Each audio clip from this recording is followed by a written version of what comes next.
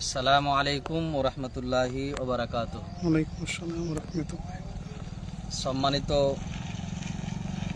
দেশ ও প্রবাসের মুসলিম ভাই ও বোন আপু, আশা করছি আল্লাহর অশেষ রহমতে আপনারা ভালো আছেন। আলহামদুলিল্লাহ, আল্লাহ আপনাদের প্রত্যেককে সুস্থ রাখুক, ভালো রাখুক, এই আশা দাবি আছে, ছিল, থাকবে ইনশাআল্লাহ। আমি এবং জামিরুল ইসলাম ভাই বিশেষ কিছু কাজে এসেছিলাম ফরাক্কা মুর্শিদাবাদে। আসার পথে একটা দৃশ্য দেখতে ভালো লাগলো যে আল্লাহ তাবারাক ওয়া তাআলার অসংখ্য যে নিয়ামত তিনি আমাদেরকে প্রদান করেছেন, তো সেই সব নিয়ামতের মধ্যে গুরুত্বপূর্ণ একটা নিয়ামত যেটা হচ্ছে পানি বা সৌন্দর্য, গাছপালা, নদ নদী, পাহাড় পর্বত, এইসব যে দৃশ্য সত্যি আমাদের অন্তরকে মুগ্ধ করে ফেলেছে। ফলেই আমরা আল্লাহর কৃতজ্ঞতা জ্ঞাপন করছি এবং তার সাথে সাথে আপনাদের কাছে ছোট্ট একটি মেসেজ দেওয়ার জন্য আমরা লাইভে আসলাম। অবশ্যই আল্লাহ তাবারাক ওয়া তাআলা আমাদেরকে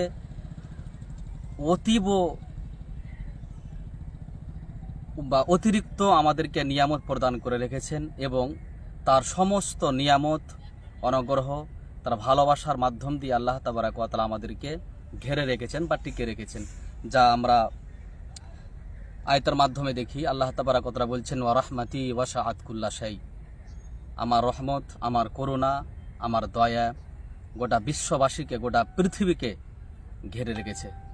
এক কথায় যদি আমরা অনুভব করি, তাহলে আল্লাহ তাবারাক ওয়া তাআলার বিনা অনুগ্রহ, বিনা দয়া, বিনা ভালোবাসা ছাড়া আমরা কোনো কিছু করতে পারি না।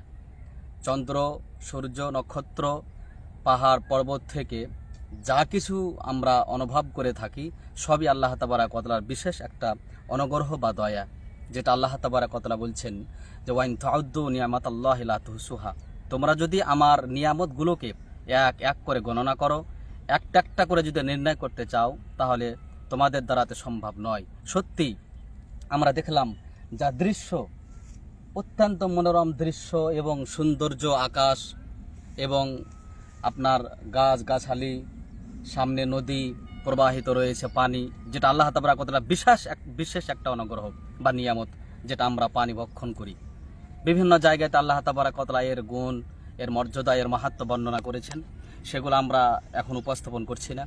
আপনাদের সামনে এতটুকু আমরা বলতে চাচ্ছি যে আমরা দুনিয়াতে বেঁচে আছি বা দুনিয়াতে যতগুলো নিয়ামত আমরা ভক্ষণ করছি বা যা কিছু আমরা খাচ্ছি, পান করছি, সমস্ত কিছু এটা আল্লাহ তাবারাক ওয়া তাআলার অত্যন্ত গুরুত্বপূর্ণ একটা নিয়ামত, তার অনুগ্রহ বা তার দয়ার, আর তারই দয়ার মাধ্যম দিয়েই আমরা আজকে দুনিয়াতে জীবিত বা সুস্থ আছি বা সশরীরে আমরা চলাফেরা করতে পারছি। তার জন্য আমরা আল্লাহ তাবারাক ওয়া তাআলার কৃতজ্ঞতা জ্ঞাপন করছি আবারও, আলহামদুলিল্লাহ।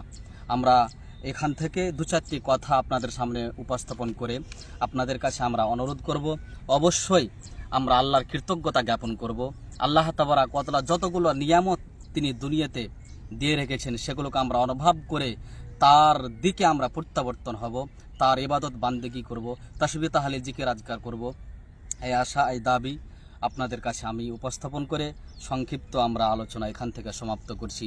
আল্লাহ তাবারাক ওয়া তাআলা আমাদের প্রত্যেক মুসলিম ভাই বোন মাহবুবদেরকে সঠিক কথাগুলো বুঝদান করুক এবং কোরআন হাদিসের ওপরে, কোরআন হাদিসকে যথারীতি নিজের জীবনে বাস্তবায়ন করে আল্লাহ তাবারাক ওয়া তাআলার যতগুলো বিধিবিধান আছে সেগুলোকে মান্য করে আমাদের দুনিয়াতে চলাফেরা করার ক্ষমতা প্রদান করুক।